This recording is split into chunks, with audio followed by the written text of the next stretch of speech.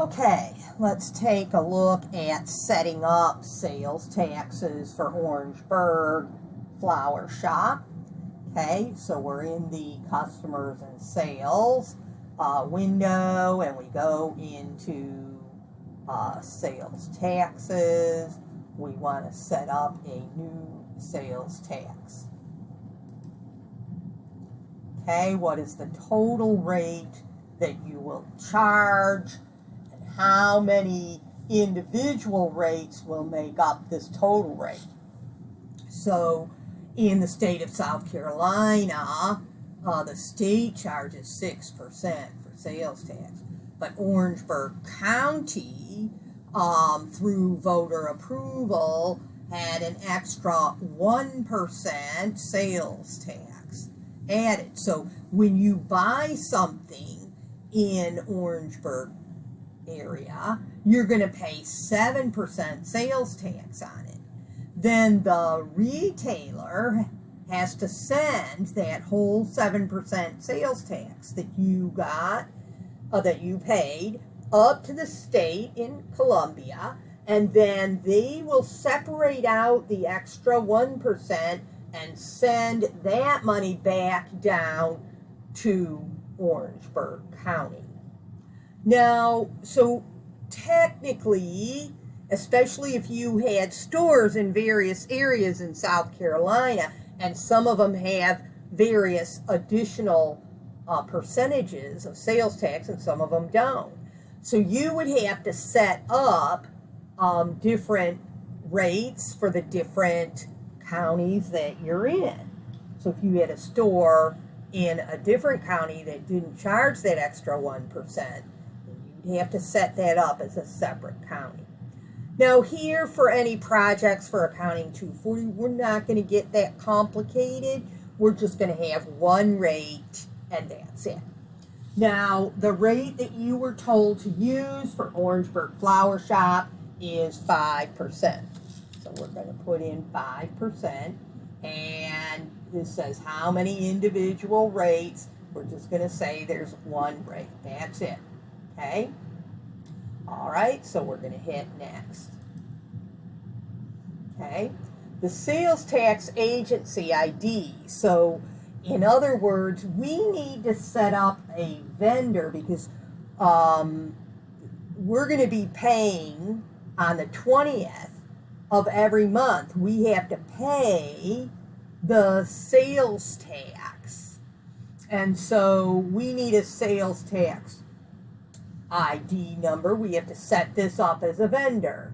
Now, we didn't already have that previously set up as a vendor, so we will have to do that now. Okay? And so I'm going to set this up as SCDOR as being the name of the vendor. Okay? And then the sales tax agency name is SC, Department of Revenue. Okay?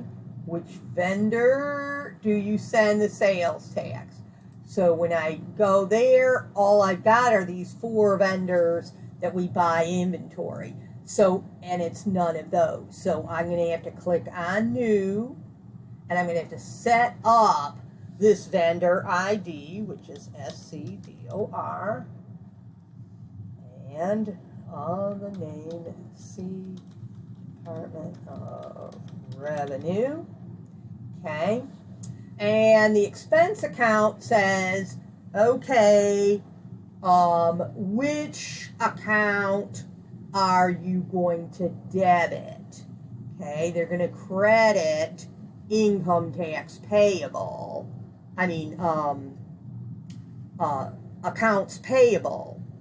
Okay, however, we really should set up a separate account in the chart of accounts called sales tax payable. Is technically what should be credited. But if we keep it in accounts payable, this is still asking, what are we going to debit? Well, when we pay it, we're decreasing the liability. Okay? And so,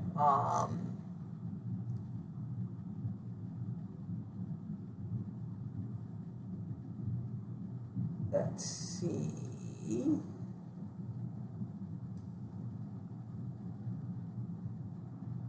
Okay, so we want sales tax payable, so we're going to click on New. Okay, and we're going to use account 203. We'll call that sales tax payable, and that is a current liability. Okay. Save and close. Okay. And so that's the account, sales tax payable. Okay. There are no terms with the sales tax people, and we don't have any kind of beginning balance to put in either. Okay, so we're good to go. We'll save and close. Okay, so what vendor are we going to use? Now that vendor is listed. Okay, how are sales tax collected? By a single rate. That's what we're going to do. And again, we said we are going to use 5%. Okay, select an account to track the sales tax. That's going to be our sales tax payable. And we say next. Okay, the sales tax ID, SCBOR, the sales tax name,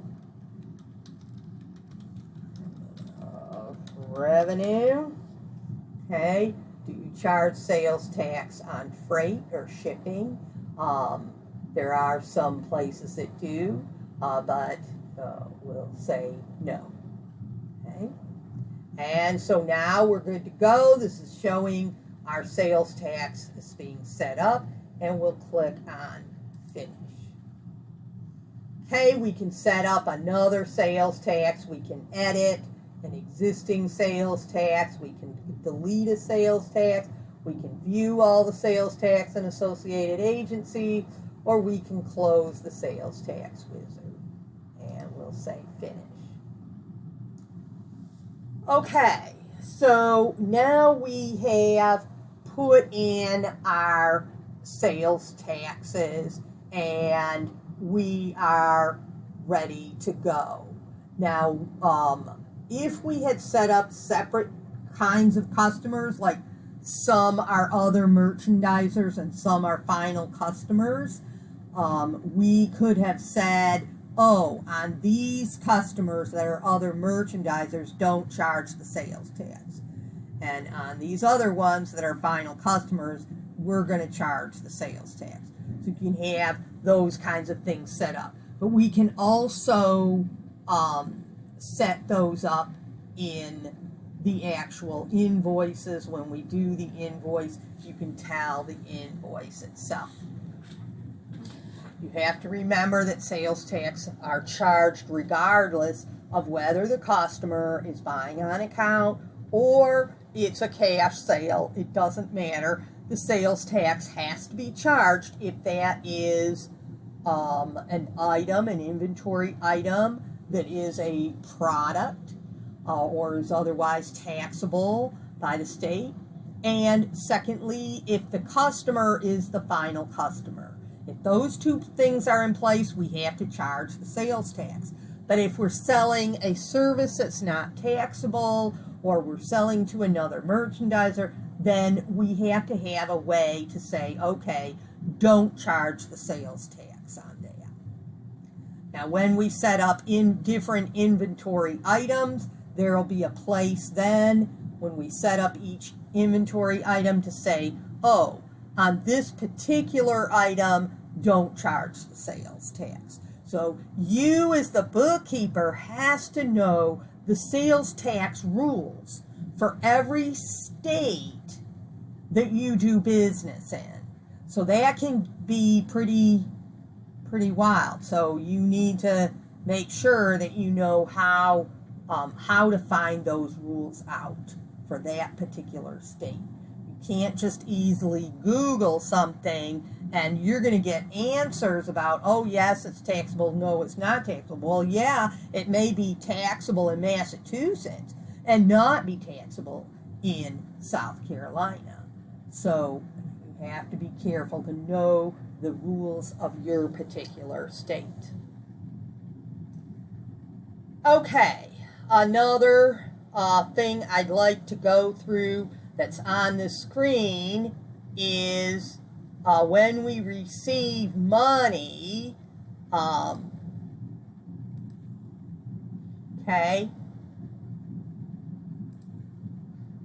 we're going to fill out this, and we'll show this in the next video. But you can see that if we had a cash sale, there's a place down here to put in sales taxes. And on the first time especially, we would put that in. Also, you see this tax column, and it has a 1 on here, okay? And 1 is set up to charge regular sales tax, and the rest of these codes are exempt. So typically, if you just have, yes, I'm going to charge tax, or number 2, I'm going to charge no tax, that's exempt. Okay, now if we had different counties, we could have like 1 could be Orangeburg, 2 could be Calhoun, 3 could be a different Lexington County, whatever. Okay, the different counties that we do businesses that each have a different rate, we could have them all set up as these different codes, and then you would have to make sure we're selling from this particular store in Lexington County that we would have to have the 3 on there as opposed to the 1. All right, very good. Then we're going to go ahead in the next video and talk about doing the actual transactions. We are now pretty much set up and ready to go for